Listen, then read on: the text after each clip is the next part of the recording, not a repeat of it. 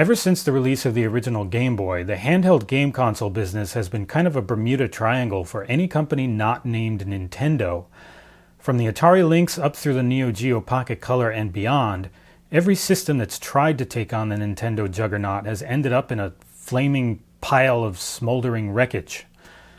When Sony announced the PlayStation Portable, or PSP, a lot of people thought that it would succumb to the same fate. And to be honest, it kinda did.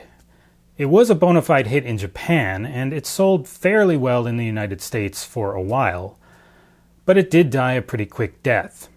Now, since then, it's enjoyed a cult following, and there's a good reason for that. It's actually the best handheld retro game player that's ever been made. In this video, I want to talk a little bit about the system in general, but I want to focus most on its ability to play all your favorite video games from your youth. So let's take a look. The PSP is one of those devices that just makes you want to pick it up and play with it. It feels well balanced and comfortable, with its only weaknesses being that last decade style glossy finish that gets gunked up and funky after a while, and the lack of a second thumbstick that makes certain PS2 ports a lot tougher to play. But it's a really cool little game machine, with a distinct Sony-ness to its design that makes it feel really different from the toy-like thing Nintendo's always had going on. It even plays optical discs, which is just bizarre in a handheld. I mean literally unique, as in the only fully self-contained handheld system from a major manufacturer that ever did or ever will play optical discs. So it's kind of an oddball curiosity too. The PSP can run games using emulation from almost any system made prior to about 1990, and even some newer ones. Not all of them run at full speed, and some have pretty major sound or other issues, but there are still a good dozen or more systems you can emulate on the PSP with fidelity so close to the original that almost nobody would be able to tell the difference. Most of the PSP's emulators are just really good, with a few unfortunate exceptions, but even without those systems, you've still got access to a vast potential library. Now, before I go any further, I should just add that this is a video about emulation, so you're not going to see certain games or companies represented here. That's not because I don't want to, but just because I don't want my channel shut down. I'll also add the disclaimer that I've purchased all of the games shown here in some sort of physical format. So, what is it about the PSP that caused it to catch on with homebrew programmers in the first place? Well, for one thing, hook it up to a PC with a USB cable and your computer thinks it's a regular old hard drive. It shows up as a mass storage device with access to the system files and folders, so you can even do file management directly on the PSP itself. This is another feature that makes the PSP an oddball among major handheld systems. You might expect to see something like this in a Chinese-made Windows or Android-based emulation machine, but not in a popular handheld from a major brand, much less Sony, inventors of DRM for music CDs, for God's sake. I should probably also mention the PS Vita here because it's newer and more powerful, and it also has a pretty good stable of emulators available. But, well, it's just a little more of a hassle to deal with it. You need a special cable, and Sony's still releasing firmware updates which break anything custom you do to your system until someone figures out a workaround. The PSP is just easier and safer right now, and it's plenty powerful enough for retro stuff. The PSP's also got a pretty amazing library of its own, most of which is ridiculously cheap these days. Here I am playing Outrun 2006, Sega's PSP port of their amazing Outrun 2 arcade machine, and the PSP version's a near-perfect translation with some extras to boot.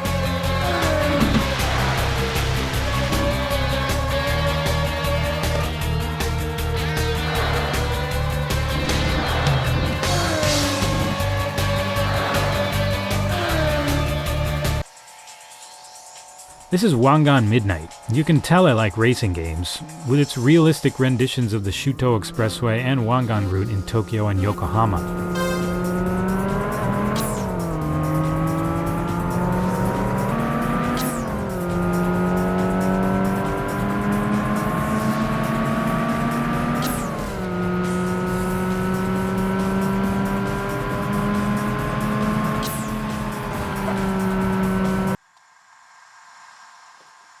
Here's Grand Theft Auto Vice City Stories, an offshoot obviously of Grand Theft Auto Vice City, with a world that feels just as expansive.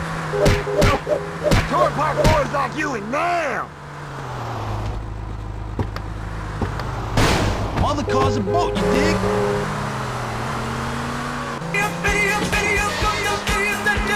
And here's Project Diva the Second, another Sega arcade port. Did I mention I'm a Sega fan?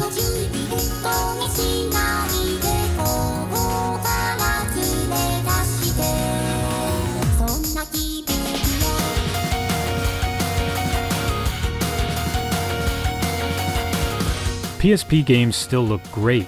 Many of them look better than anything on the 3DS, which is a system you can still buy new right now. It's not going to compare to the Switch or the Vita, but the point is that this is a fine handheld to pick up on its own merits. Wikipedia tells me that the PSP has 869 games available, which makes it one of the largest game libraries of any game system, handheld or not. I mean, the Famicom and NES, which was in production for 20 years and sold tens of millions of units, only has a few more games than that. But I'm not here just to talk about the PSP's own games. You can go to GameSpot and look at their archives for that. Let's look at some retro stuff.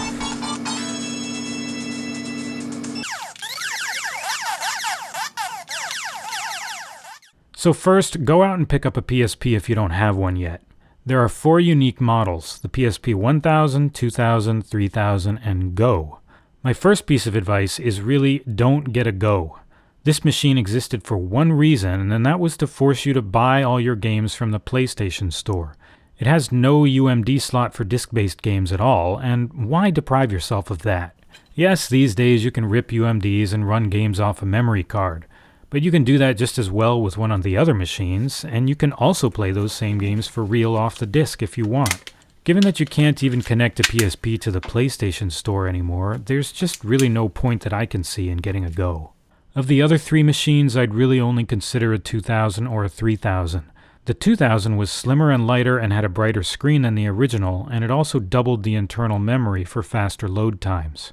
The 3000 was basically the same machine, but with an internal microphone, not that important these days, and a wide gamut screen that sounds great on paper, but resulted in washed out colors when enabled in certain games. Luckily, you can leave it off. Still, there's no reason not to get a 3000, but between the 2000 and 3000, just buy whichever's cheaper and comes in a color you like. I happen to like the Felicia Blue of my 2000. The original PSP models do have kind of a problem with dust getting under the screen, which is honestly pretty annoying, but it is easy to fix, I just haven't done it with mine yet. So you've got yourself a PSP, now what? Well, now you've got to soft mod it. One of the best resources for information on this, as well as the files you'll need to do it, is wololo.net. I'll put a link to that down in the description below. Head on over there, pick your PSP model, and get the files you need for it. Enabling emulation on the PSP involves using a custom firmware, and this doesn't have to be permanent. Mine's not. Hacking or modding a PSP sounds scary, but it's really not any harder than installing an app on your cell phone. I'm not going to go through the whole process with you. It's 3 steps. Just go read them. But I do want to show you some comparisons between games running on the original hardware, the PSP, and even some of the dedicated systems you can buy right now, so you can make your own decision on the best way to play.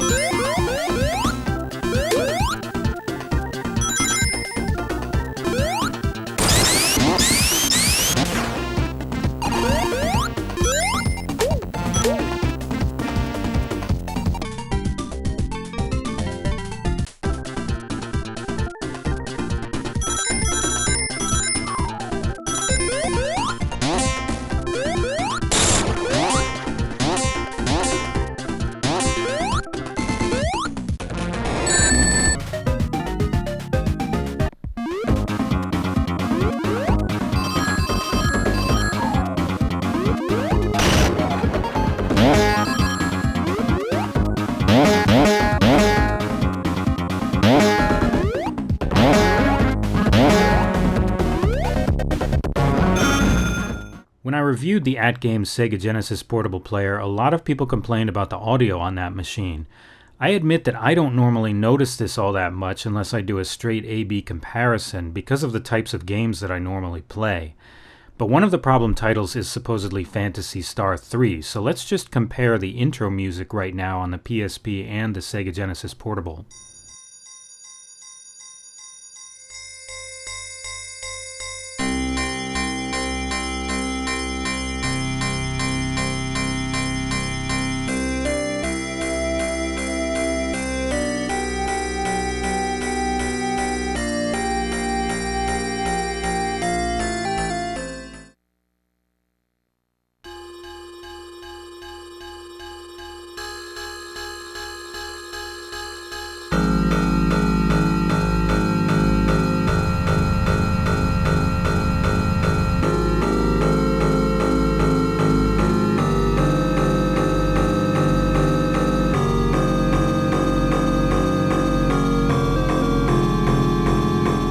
I also made kind of an attempt to play these both at the same time, and, well, you're gonna hear the results here.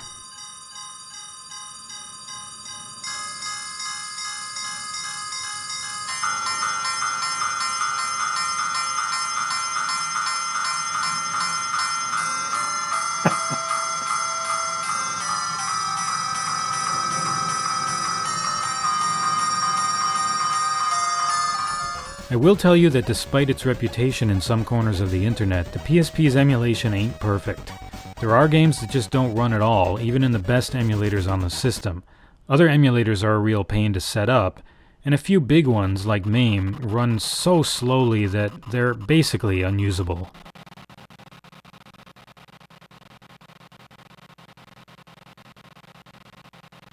MAME requires a very old ROM set, and even within that set, it'll only run the oldest games acceptably well.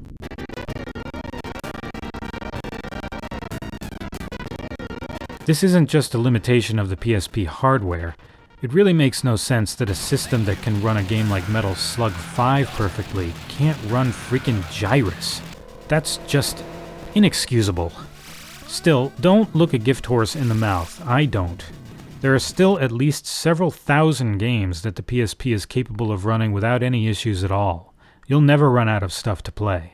Given the PSP's own library as the cherry on top, there's no acceptable reason not to own one of these if you're into retro gaming at all. So I hope you've enjoyed this look at the PSP and what it can do. It's just another example of how the community at large can extend the life of an already great system. So go out, get yourself a PSP, and get to soft modding it. And that's about it for now. I'll see you next time. Bye-bye.